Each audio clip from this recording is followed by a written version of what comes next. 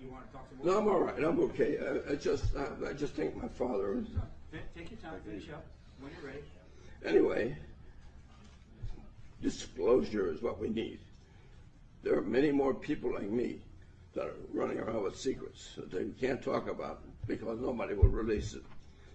And I think we should get together even with the Russians, because I'm sure they know a hell of a lot more about these aliens than we do. But it's a really important thing for us to know about this thing so we can go forward. They have technology that we haven't even dreamt of. I'm sure their propulsion system was something like anti-gravity or something like that, because they can stop on a dime and take off at Mach 10 or greater. It's unbelievable what they can do. So we need to know these things. So the only reason I'm here is to tell you, let's disclose this whenever we can. Please. Thank you.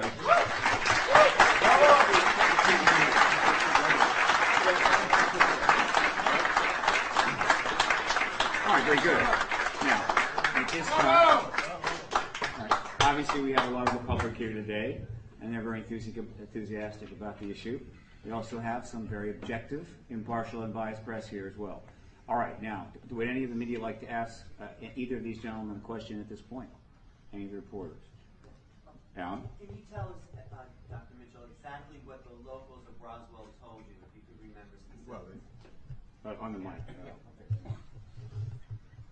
the essence was that the Roswell event was an alien craft, that it was not of this planet.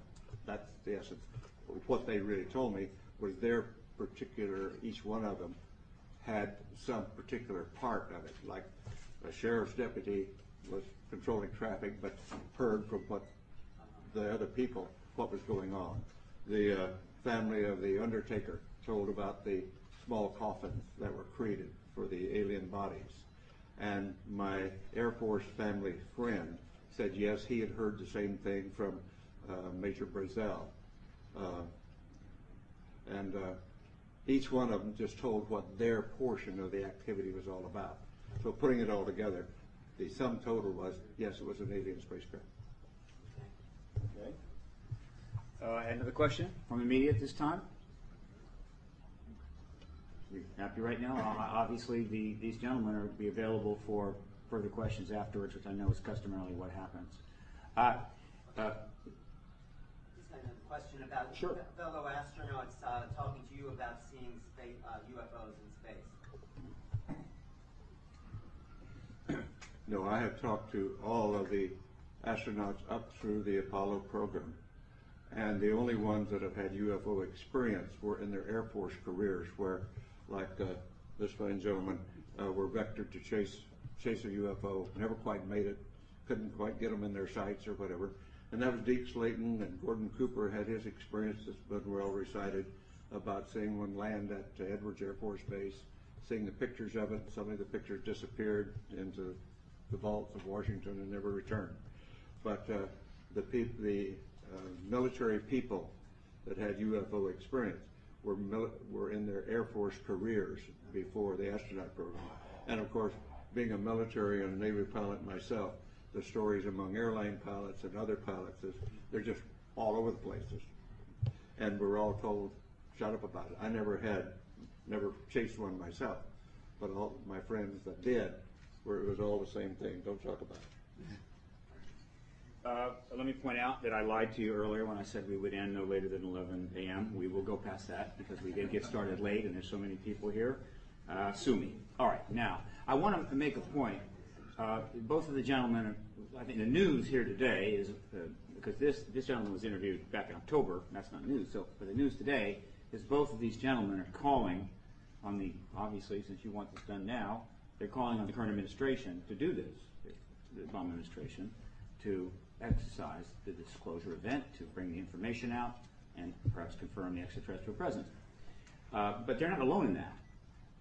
If you do a cursory check on the internet, you can easily find that the former head of the transition team for the current president, the former chief of staff to President Clinton, the former advisor to President Clinton, John Podesta, and now the founder and the CEO of the Center for American Progress, has in this room, 2003, and in the Lisagor room, 2002, called for exactly the same thing, the release of all UFO documents by the United States government. Pretty high-level person said that. But there just wasn't enough press follow-up on that. They didn't really query him. They did not go deeper. Perhaps they will now. Then in 2004, a very fine gentleman who is currently the governor of New Mexico, who ran for president, was a high-level and possible vice presidential pick, Bill Richardson, wrote in a foreword to a book published that year in the summer that the Roswell explanation put forward by the government didn't add up, that it didn't make sense, and that we needed to know what happened. And he called for the release of all the records on Roswell.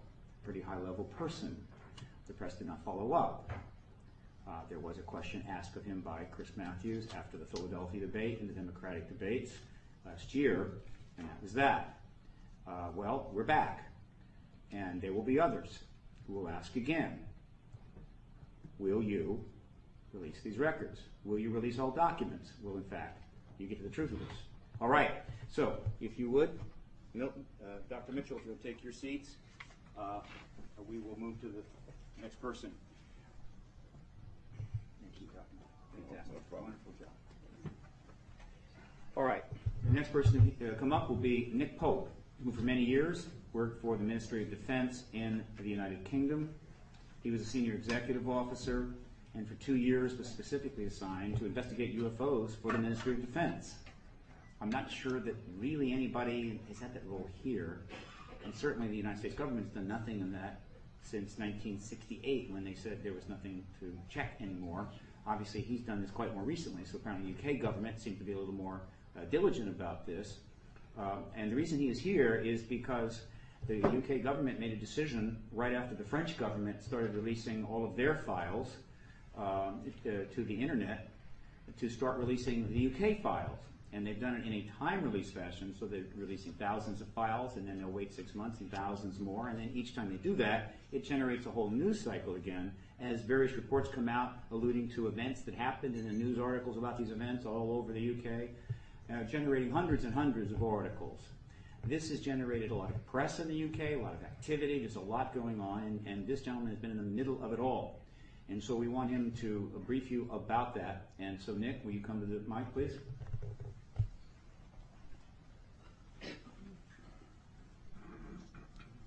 Thank you. Good morning. I worked for the Ministry of Defence for 21 years, and between 1991 and 1994, I was actually the person responsible for investigating UFO sightings. 95% of them turned out after investigation to be misidentifications of fairly ordinary objects and phenomena. But there were some interesting cases in there, including sightings by police officers, pilots, both commercial and military, UFO sightings tracked on radar. As Steve said, the British government is in the process of releasing its entire archive of UFO files, and one can now go to the Ministry of Defence website, the National Archives website, and see tens of thousands of pages of documentation. Most of the files are sighting reports, but there are also policy papers, including some classified up to the level secret UK eyes only, now declassified, of course. There have been 3 batches of files released to date, and it was the last batch of files, last but one batch of files that included the report of Major Milton Torres's sighting. UFO sightings in Britain continue. There were twice as many reported to the Ministry of Defence in 2008 as opposed to 2007. Cases included an interesting one on 2nd of May last year, where a police helicopter had to take evasive action to avoid what the pilot described as a UFO. And again, this report can be read on the website of the AirProx board.